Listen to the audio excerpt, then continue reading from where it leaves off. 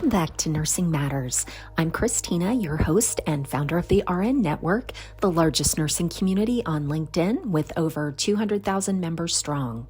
This is the podcast where we talk real talk about nursing careers, professional development, and the issues that matter most to the nurses I'm honored to serve. This week, we've got a packed episode for you. We're diving into the historic nurse strikes happening across New York City and California, with breaking news that some agreements have been reached. We'll celebrate not one, but two incredible achievements in nursing excellence with magnet designations in Nevada and California. And we'll talk about why Congress protecting nursing education funding matters for the future of the profession. Then I'm going to share career development strategies that can help you take control of your nursing career. And I'll reveal one of the biggest secrets from the recruiting world, the career portfolio advantage that can make you unforgettable in interviews. Plus, we'll talk about what's coming up next week with an incredible guest. Now, before we dive in, I want to thank our sponsors who make this podcast possible. Figs Scrubs, the premium scrubs brand that revolutionized what nurses wear to work. Figs makes antimicrobial, ridiculously soft, and functional scrubs that actually fit well and last. No more shapeless, stiff scrubs that fall apart after a few washes. Visit figs.rnnet.org to check out their latest collections and get special pricing for our community.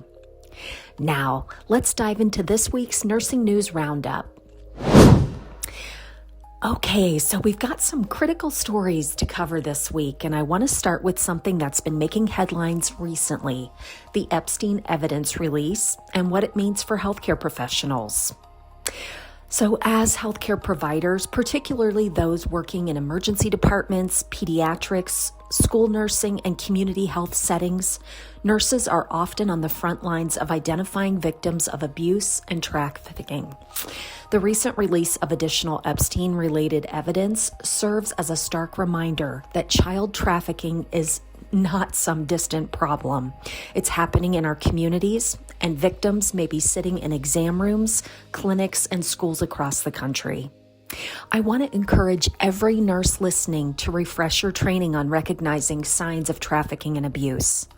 Look for these red flags: inconsistent stories about injuries, signs of malnourishment or poor hygiene despite having resources, lack of control over their own identification documents, an older, air quotes, companion who seems controlling or answering questions for the patient, evidence of trauma bonding, reluctance to make eye contact or answer questions directly, bruising or injuries in various stages of healing.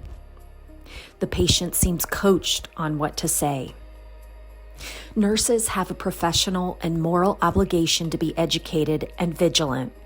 If you haven't completed trafficking awareness training recently, make it a priority this month. Many state boards now require it for licensure renewal, but beyond compliance, it's about protecting the most vulnerable among us. The government has resources available, and many healthcare organizations are offering updated training modules. This is not optional. This is essential. So let's talk about what's happening with nursing labor actions across the United States, because this is a story that affects every single nurse, whether you're union or not. So starting with New York City, we have breaking news as of this morning, which was February 9th. After nearly a month on strike lines, nurses at Montefiore and Mount Sinai hospitals have reached tentative contract agreements. That's approximately 10,500 nurses who could be returning to work as early as Saturday, February 14th, if these contracts are ratified this week. This strike became the largest nurses' strike in New York City history, with nearly 15,000 nurses from Mount Sinai, New York Presbyterian, and Montefiore walking out on January 12th. That's 4 weeks of nurses standing in the cold, fighting for what they believe in. And what were they fighting for? Safe staffing ratios, protections against workplace violence, and maintaining their health benefits. However, about 4,200 nurses at New York Presbyterian are still on strike, with safe staffing standards remaining the major sticking point. I want to pause here and acknowledge something important. These nurses stood outside in January and February weather for almost a month. Think about that level of commitment to their patients and the profession. Whether you personally support strikes or not, you have to respect the dedication it takes to walk a picket line for 28 days while hospital executives, whose compensation increased by over 54% between 2020 and 2023, according to tax filings, initially refused to negotiate in good faith. But wait, there's more. On the West Coast, we're seeing another massive labor action that's escalating as we speak. Over 31,000 nurses and healthcare professionals at Kaiser Permanente in California and Hawaii have been on an open-ended strike since January 26th. This is being called an unfair labor practice strike, meaning the union alleges that Kaiser walked away from the bargaining table and refused to negotiate in good faith. And today, literally as I'm recording this, an additional 3,000 pharmacy and laboratory workers represented by United Food and Commercial Workers Locals are joining the strike. This means we now have over 34,000 healthcare workers off the job at Kaiser facilities across Southern California, Northern California, and Hawaii. The core issues, similar to New York, it's about safe staffing levels, fair wages that keep pace with California's cost of living, and better benefits. Kaiser nurses are reporting chronic understaffing that delays patient care. Meanwhile, Kaiser executives are saying their employees already earn 16 to 25% more than similar roles at other organizations, and that they've offered a 21.5% wage increase over the contract term. Here's what's fascinating to me about this from a workforce perspective. Kaiser has remained operational by hiring thousands of temporary travel nurses and relocating employees from other regions. But at what cost? These temp nurses can earn up to $10,000 per week, far more than what the permanent nurses are asking for. And they don't know what the patient populations, the communities, or the systems are the way permanent staff do. So what does all of this mean for nurses nationally? These strikes are happening because the fundamental tensions in healthcare, profit margins versus patient care, administrative bloat versus frontline staffing, executive compensation versus worker pay, have reached a breaking point in many systems. The American Nurses Association reports that 1 in 4 nurses already experiences workplace violence. Burnout is at crisis levels, and the nursing shortage continues to worsen. The outcomes of these strikes will set precedents for nursing contracts across the country. They're not just about these specific hospitals, they're about whether healthcare systems will invest in the nursing workforce or continue trying to do more with less. So now let's shift to some incredibly positive news that deserves major celebration. We're talking about not 1, but 2 hospitals achieving Magnet designation this month, and these stories demonstrate what's possible when organizations truly invest in their nursing workforce. So first, on January 24th, University Medical Center of Southern Nevada, UMC, became the first hospital in the entire state of Nevada to achieve Magnet designation from the American Nurses Credentialing Center. This is historic. For those who might not know, Magnet designation is one of the highest honors a hospital can receive, and it's specifically focused on nursing excellence. Only about 10% of hospitals nationwide have earned this distinction, and UMC just put Nevada on the map. Laura J. Wood, president of the American Nurses Credentialing Center, called it a historic moment for healthcare in Nevada, noting that UMC's achievement reflects a deep commitment to nursing excellence and to delivering high-quality, patient-centered care. But here's what I love most. What Skip G. Katapun, an infection preventionist at UMC, said, We are now sending a powerful message to nurses across Nevada and beyond. Magnet helps us demonstrate that our profession is valuable, our expertise is essential and unique, and that excellence in practice, clinical care delivery, and elevating our profession isn't just a static goal. It's a culture we live. End quote. Now, if one Magnet designation is impressive, wait until you hear about this one. El Camino Health in the San Francisco Bay Area just earned its 5th Magnet designation. Let me say that again, 5th. This places El Camino Health among fewer than 2% of hospitals nationwide to achieve this honor 5 times. And here's something even more remarkable. El Camino Health was actually on the original list. Back in 1983, nurse researchers identified 41 hospitals that met all the elements shown to attract and retain top nursing talent, and El Camino Health was one of them. They've been setting the standard for nursing excellence for over 40 years. Cheryl Ranking, Chief Nursing Officer at El Camino Health, said, quote, "This 5th Magnet recognition belongs to our nurses and their compassion, professionalism, and unwavering commitment to our patient-centered care, day in and day out.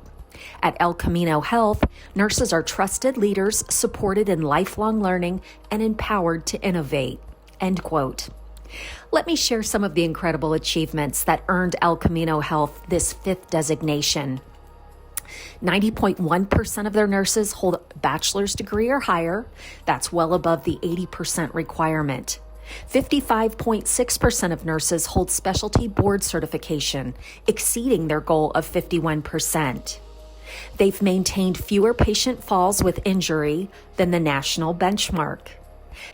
All units outperformed benchmarks for treating patients with courtesy and respect.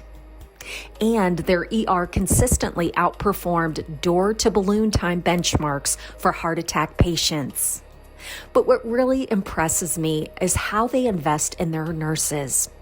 El Camino Health has the Norma Melchor Nursing Excellence Endowment, a multi-million-dollar investment that strengthens nursing knowledge, skills, and professional development.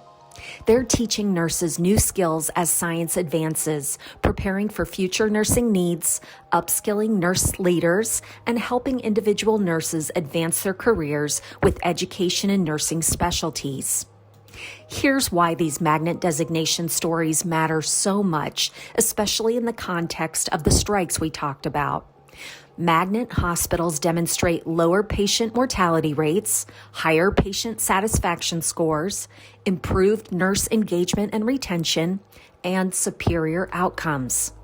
This isn't just about a plaque on the wall. It's about organizations that have made a strategic decision to invest in nursing excellence, and the results speak for themselves. When organizations truly commit to nursing with proper staffing, professional development, leadership opportunities, and a culture that values nurses' expertise, everyone wins. The nurses, the patients, the organization, and the community. UMC in Nevada and El Camino Health in California are proving that nursing excellence isn't just aspirational, it's achievable. And they're setting the bar for what healthcare organizations should be striving for nationwide. Congratulations to every single nurse at both organizations.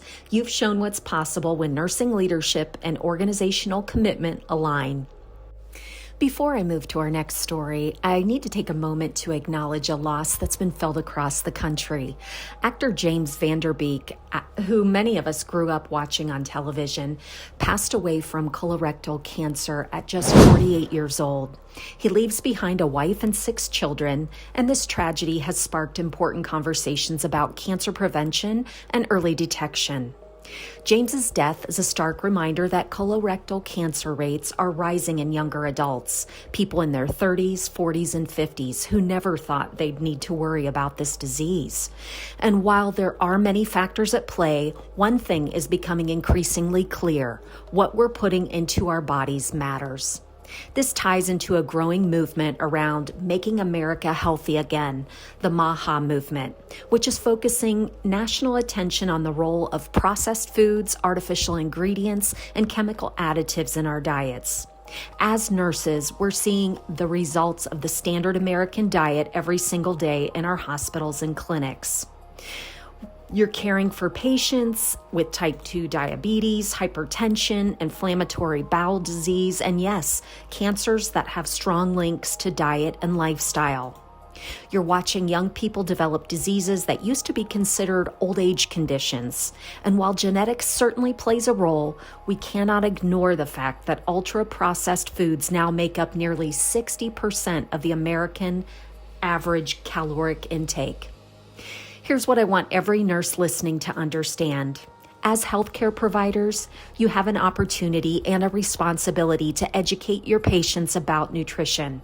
Not just telling them to eat healthy, but having real conversations about reading labels, understanding what ingredients like high fructose corn syrup and artificial dyes actually do to the body, and making practical changes that are sustainable. The MAHA movement is bringing attention to the fact that many ingredients used in American food products are banned in other countries because of their health risks. This isn't about being political, this is about public health. This is about prevention, and nurses are uniquely positioned to be a part of this conversation. So in memory of James Van Der Beek and everyone we've lost too soon to preventable diseases, let's commit to being advocates for real food, real nutrition, and real health education. Have those conversations with your patients. Educate yourselves on nutrition. Model healthy behaviors, because the best medicine is often the food we choose to eat or choose not to eat. And now for some positive news from Capitol Hill. As of February 5th, the American Association of Colleges of Nursing announced that Congress passed the Consolidated Appropriations Act for fiscal year 2026, which maintains critical funding for nursing education and research. This legislation provides $305 million for Title VIII nursing workforce development programs and maintains funding for the National Institute of Nursing Research. This is significant because the president's budget had proposed steep cuts to these programs, and the House had initially proposed cutting $47 million from the Title VIII programs. So why does this matter? Title VIII programs fund nursing school capacity and infrastructure, faculty development and recruitment, student scholarships and financial aid, loan repayment programs for nurses who serve in underserved areas, and programs to increase diversity in the nursing workforce. With the ongoing nursing shortage and nursing faculties shortage that's limiting how many students can actually enter nursing programs, this federal investment is absolutely critical. According to recent data, thousands of qualified applicants are turned away from nursing programs every year, not because they're not smart enough or committed enough, but because there aren't enough faculty, clinical sites, or classroom space. AACN President Dr. Deborah Troutman stated that, quote, "The academic nursing community recognizes that Congress has maintained funding for vital programs that support our nursing schools, faculty, and students." She added that AACN appreciates Congress's commitment to meeting nursing workforce needs by investing in nursing education pathways, end quote. This is a big win, but the fight continues. These programs need authorization renewal, and we'll be facing these budget battles again next year. If you care about the future of nursing workforce, reach out to your congressional representatives and let them know that nursing education funding really matters. Now, before we move to our next segment, I want to tell you about Dutch, your complete veterinary telehealth solution for pets. For just $11 per month, you can get unlimited video visits with licensed veterinarians, plus Dutch serves as your pet's pharmacy and can refer you to a local vet for emergencies. It's comprehensive veterinary care right from your phone. As nurses, you take care of everyone else. Let Dutch help you take care of your furry family members. Learn more at dutch.rnnet.org. Again, that's dutch.rnnet.org. All right, let's shift gears and talk about something I'm incredibly passionate about, supporting nurses in their career growth and how the RN Network can be a partner every step of the way. Look, I've been in healthcare talent acquisition for a long time. I've managed teams, worked with health systems ranging from 750 million to billions, and I've seen every side of the hiring process. I started the RN Network because I saw a gap. Nurses needed a space that wasn't just about venting, though everyone really needs that sometimes, but more about real professional development, career strategy, and community support. Here's the thing. The nursing profession is at a crossroads.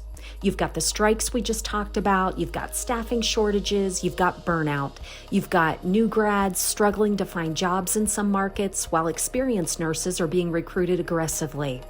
It's a confusing time to navigate a nursing career, and that's exactly why communities like the RN Network are so important. So today I want to talk about what the RN Network really offers. And I think this is important and can impact your career immensely. So first of all, we offer career development resources. We provide comprehensive guides on everything from resume writing to salary negotiation, interview preparation to career pivots. These aren't generic resources pulled from the internet. They're tools I've developed over 2 decades of being on the hiring side of the table. Now, I know what makes a resume get passed over versus what makes a resume get forwarded to the hiring manager. I know what questions interviewers are really asking when they say, "Tell me about a time when you had a conflict with a coworker." I know what salary ranges are realistic for different specialties and experience levels, and I'm sharing all of it with the nursing community. We've got guides on transitioning from bedside to leadership, moving into advanced practice roles, exploring non-clinical nursing careers, and so much more. And it's all created with one goal: to help nurses take control of their careers instead of just letting their careers happen to them. What we don't control controls us, right? So also, we offer a weekly newsletter. And actually, we actually distribute this even more frequently. So nurses get curated content delivered right to their inbox. Career tips, industry news, job opportunities, and professional development insights. No fluff, just valuable information you can actually use. The newsletter covers everything from how to negotiate your salary when switching specialties, to 5 red flags to watch for when interviewing at a new facility, to what employers really mean when they say, "We're a family here." It's the insider knowledge that can make the difference between taking a job you love and taking a job you'll regret. Also, you're listening to our podcast right now. Every week, we deep dive into topics that impact nursing on Nursing Matters. We cover everything from the practical, like today's segment on career portfolios, to the aspirational, with interviews of nursing leaders and innovators. We talk about the tough stuff like workplace violence and burnout, and we celebrate the amazing things nurses are doing in their communities and careers. From recruiter secrets to interviews with industry leaders to deep dives on policy changes that affect the profession, we're bringing content you won't find anywhere else. We also give you that community connection. With 200,000 plus nursing professionals in our LinkedIn community, nurses are connecting with colleagues across specialties, experience levels, and geographic locations. If you need advice on whether to accept that travel nursing contract, someone in the community has done it. Want to know what it's really like working at a particular hospital system? Chances are someone in the community works there or knows someone who does. Curious about whether that salary offer is competitive? The community can give you real data, not just national averages that might not reflect your market. This isn't just a Facebook group where people complain about their shifts, though there may be some of that too. This is a professional network where nurses are genuinely helping each other advance their careers. We also offer job opportunities and career matching. We partner with healthcare organizations across the country who are looking for talented nurses. These aren't the spam recruiting messages you get on LinkedIn. These are vetted opportunities with organizations we've built relationships with. When nurses are ready to make a move, we can connect them with opportunities that align with their goals, values, and lifestyle. And because we have relationships with these organizations, we can often provide insights into their culture, leadership, and what they're really like to work for. We also offer career coaching and strategy sessions. Sometimes you need more than an article or a community post. Sometimes you need someone to look at your specific situation and help you create a strategy. Whether you're considering a career pivot from med-surg to ICU, negotiating an offer for your first NP role, feeling stuck in a toxic work environment and not sure how to get out, or you're just trying to figure out if leadership is right for you, personalized coaching can help create a clear path forward. I've coached nurses through career transitions, contract negotiations, difficult workplace situations, and major life decisions. There's something powerful about having someone who understands both the healthcare industry and the career strategy look at your situation objectively and help you think through your options. So we also have exclusive partnerships and discounts, like the sponsors you hear about on this podcast. We negotiate special discounts and offers for community members. Nurses work hard and they deserve perks, and I love perks too.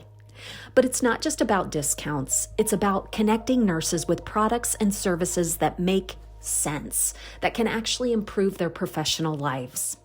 Quality scrubs that last, tools that make clinical assessments easier, healthcare services that address nurses' own wellness needs, including their pets. It all matters. The bottom line here, whether you're a new grad trying to land your first job, an experienced nurse looking to move into leadership, you're exploring travel nursing, considering going back for your NP, or just trying to figure out your next step, the RN Network is designed to support you. Visit www.rnnet.org to join our community and learn about all of the services we offer. You can subscribe to our newsletter and explore resources. The community is growing every single day, and I want you to be a part of it. Now, before we get into the Recruiter's Truth segment, I want to tell you about an incredible piece of technology that's revolutionizing how nurses assess patients. The EchoCore 500 digital stethoscope is your modern stethoscope replacement, combining traditional osculation with cutting-edge technology. Here's what makes it special. This is a smart stethoscope with 40 times amplification and active noise cancellation, so you can actually hear what you need to hear, even in noisy environments. It features a built-in 3-lead ECG, FDA-cleared AI detection with Echo Plus for murmurs and AFib, and a full-color display that shows heart rate, ECG data, and exam insights right on the stethoscope. The advanced audio technology delivers the most precise sound with background noise reduction, and you can pick up heart, lung, and body sounds with precision using cardiopulmonary and wide audio filters. Connect it to the Echo app for waveform visualization and recording during exams. You can see exactly what you're hearing. Your purchase includes a free 14-day Echo Plus trial to unlock all the AI features. The membership is just $119 per year, and after that, but even without Echo Plus, you can enjoy all the basic features. And here's the best part, it's reimbursement eligible. If you're ready to upgrade from that basic stethoscope you got in nursing school, check out the EchoCore 500. Visit the website at stethoscope.rnnet.org. Again, that's stethoscope.rnnet.org. Let's get into the Recruiter's Truth, where I pull back the curtain and share what really happens on the hiring side of healthcare. This is where I tell you things that most recruiters and hiring managers won't say out loud, but that can absolutely transform your job search. So today's truth, most candidates show up to interviews unprepared, and those who bring a career portfolio immediately stand out as serious professionals. Let me break this down for you, because this is one of those career hacks that seems so simple, yet hardly anyone does it, and that's exactly why it works so well. So first, let's talk about what a career portfolio is. This is a professional collection of documents and evidence that showcase your skills, accomplishments, and qualifications. Think of it as your greatest hits album. It's not your entire career documented in excruciating detail, but rather the highlights that prove you're the right person for the job. Here's what most nurses do. They show up to an interview with maybe a copy of their resume, they answer questions verbally, and they hope the hiring manager remembers what they said when they're comparing candidates later. Here's what nurses with portfolios do. They show up with a professional binder that says, I'm organized, I'm prepared, and I can back up everything I'm telling you with evidence. So let's go through systematically what should be included in your nurse career portfolio, because organization here matters. First, you need to have your professional resume, obviously, but make sure it's the most current version, professionally formatted and printed on quality paper. This is what you'll leave with them. Next, you want to have your licensure and certifications, copies, of course, not originals, of your RN license. You want to have your BLS, ACLS, PALS, any specialty certifications like CEN, CCRN, and any additional training certificates. This instantly verifies your qualifications. Next, I recommend you have your letters of recommendation, 2 to 3 strong letters from previous managers, physicians you've worked with closely, or colleagues who can speak to your skills. Make sure they're recent. A letter from 2015 does not carry as much weight as, one from 2025. Next, in your portfolio, you want to include performance reviews. This would be recent evaluations that highlight your strengths. Don't include every review you have ever received. Include the ones that show growth, achievement, and recognition. If your last review was glowing, that's golden. Next in your portfolio, you want continuing education certificates. This shows commitment to professional growth. You don't need every single CE certificate you've earned, but showing a pattern of continuing education demonstrates you're serious about staying current. Next, I want you to include awards and recognition. Employee of the Month, Excellence Awards, Daisy Award nominations, unit level recognition, really anything that shows you've been acknowledged for exceptional work. Then I also want you to include project examples or case studies. This is where you can really shine. Did you lead a quality improvement initiative that reduced fall rates by 30%? Did you implement a new protocol that improved patient satisfaction scores? Perhaps you precepted new nurses and developed a successful orientation program. Document it and include it there. Create a 1-page summary of the project. What was the problem? What did you do? And what were the results? Include any graphics or metrics if you have them. This transforms "I'm good at problem solving" into "here's evidence of the specific problems I solved and the measurable results I achieved." Next, you want to include professional development, evidence of leadership training, additional education, committee participation, any presentations you've given or articles you've written. This shows you're invested in the profession beyond just your daily job. And then last but certainly not least, you want to include a reference list. Professional references with their current contact information, titles, and your relationship to them. Keep this separate until they request it, but have it ready in your portfolio. So here's what happens in most interviews. The hiring manager asks about your experience. You talk about it. Maybe you tell a really good story. They take some notes. They thank you for your time. Then they interview the next candidate, and the next, and the next. By the end of the day, they've talked to 5 people. By the end of the week, maybe 10 or 15. They're relying entirely on their notes and their memory to differentiate you from everyone else. And I'll be honest with you, after interviewing 10 nurses who all have similar qualifications and experience, it is really hard to remember who said what. When you have a portfolio, though, it's a game changer. Everything changes. When they ask about your leadership experience, don't just tell them about the quality improvement project you led. You pull out your 1-page summary showing the 30% reduction in medication errors, and they see it. When they ask about your performance, you hand them copies of your last 2 evals, showing exceeds expectations across the board. When they ask about your commitment to professional development, you show them your stack of specialty certifications and recent CE certificates. You're showing, not telling. You become memorable. You become credible. You become that candidate they can't stop thinking about. I've seen this play out 100 times. 2 equally qualified candidates walk in. One has a portfolio and one doesn't. The one with the portfolio gets the offer almost every single time. Why? Well, think about it. They've demonstrated something beyond their clinical skills. They demonstrated professionalism, organization, preparation, and pride in their work. So let's talk for a moment about how to present your portfolio. Execution really matters here. You can't just dump a binder on the table and say, here's my stuff. You have to do this right. So first, use a professional binder or folder. It doesn't need to be expensive or fancy. A clean, simple black or navy binder works perfectly. Include a table of contents at the front so they can see what's inside.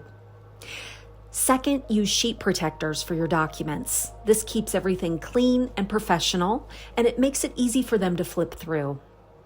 Third, bring multiple copies of your resume and reference list to leave with interviewers.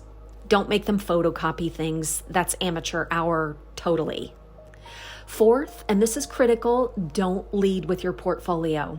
Answer their questions conversationally first, then reference specific items from your portfolio as they become relevant. Let me give you an example here. The interviewer says, tell me about a time you improved a process on your unit. You. Absolutely. I led a project to reduce central line infections in our ICU. We were seeing rates above the national benchmark, and I worked with our infection prevention team to implement a new protocol. Now you pull out your summary so you can show. I actually have documentation of this project here. As you can see, we reduced rates by 40% over 6 months and sustained those improvements over a year. See how this works? You're telling the story and providing evidence, and that's powerful. Fifth, you're going to practice talking about your portfolio items. Don't fumble around trying to find things or stumble over your explanations. You should be smooth and confident, as if this is something you do all the time. Because if you do this right, it will be something you do all the time. So your investment here, creating a career portfolio can take some time. You probably spend a few hours gathering documents, organizing them, deciding what to include, and putting it all together. But here's the thing, you only have to do this once. Once it is created, maintaining it is simple. After each annual review, add it in. Earn a new certification, just add it in. If you complete a big project, document it and add it in. 10 minutes twice a year keeps your portfolio current. And that initial investment of a few hours, it will literally pay total dividends every single time you interview for the rest of your career. Think about it. If having a portfolio gives you even a 10% better chance of getting the job you want, isn't that worth a few hours of your time? Here's your action item this week. Start gathering the documents for your portfolio. Even if you're not actively job searching right now, have this ready so that you don't ever have to scramble in the future. And if you need help structuring your portfolio or want a template to follow, head on over to the RN Network. We have a comprehensive resource to guide you through that process, including templates, examples, and step-by-step instructions. Trust me on this one, friends. In over 20 years of hiring at organizations ranging from 300-bed community hospitals to multi-billion-dollar health systems, I can tell you that candidates who show up with portfolios are the ones I remember. They're the ones who get moved to the top of the list. They're the ones who get the job offers. Don't just take my word for it. Try it. Build your portfolio. Take it to your next interview. And then come tell me how it went. I guarantee you'll be amazed at the difference it makes. So let's talk about what's coming up in community opportunities. I am so excited about our upcoming episode. We're sitting down with Carrie Bruno, founder and CEO of The Mama Coach, and this conversation is going to be incredible. For those who don't know Carrie, she's a registered nurse, international board certified lactation consultant, and certified menopause society practitioner who founded The Mama Coach back in 2015. What started as Carrie wondering, where is my mama coach when she had her first child, has grown into a global organization with over 200 registered nurses and nurse practitioners in independent practices around the world. Here's what I'm really excited about. We're going to be talking about the Mama Coach's opportunities for nurses to start their own private practices. If you're a registered nurse or nurse practitioner who's feeling burned out, dreaming of autonomy, or wanting to reclaim the impact you were meant to have in nursing, this is something you need to hear about.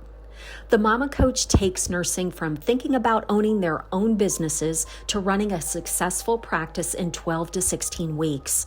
They provide the training, the business tools, the branding, a website with your own URL, a privacy-compliant electronic medical record system, ongoing mentorship, and a global community of nurses supporting each other. I don't want to give too much away too soon, but it's something you definitely need to tune in for. Mark your calendars. It's going to be great. Speaking of highlighting incredible nurses, I'm always looking to spotlight nurses who are making a difference. When I say influencer, I don't mean you need to have 100,000 Instagram followers. I mean nurses who are making an impact, whether that's through social media, clinical innovation, advocacy work, education, leadership, research, or community service. Maybe you started a program at your hospital that's improving patient outcomes. Maybe you're advocating for policy changes at the state level. Maybe you've created a resource that's helping other nurses. If you're doing something special in the nursing world and you want to share your story with our 200,000 plus member community, I want to hear from you. Send me a message to Christina@rnnet.org. Send me your name and credentials, what you're doing in the nursing community, and why you think your story would resonate with our audience. I would love to talk to you, and I will respond to every single inquiry. So that's all I have for you this week on Nursing Matters. Quick recap of everything we talked about. Nurses need to stay educated on recognizing signs of trafficking. It's not just training, it's a professional and moral obligation. We took a moment to honor James Van Der Beek and recognize the importance of the MAHA movement in preventing disease through better nutrition. We talked for a moment about the historic nurse strikes in New York City and California, are reaching turning points with some agreements reached and others still fighting. We also celebrated 2 magnet designations, UMC Southern Nevada as the first in the state, and El Camino Health earning their 5th magnet designation, placing them among fewer than 2% hospitals nationwide. We also covered Congress protecting critical nursing education funding, which is a huge win. Then we got into the RN Network and how we're here to support your career growth with resources, community coaching, and opportunities.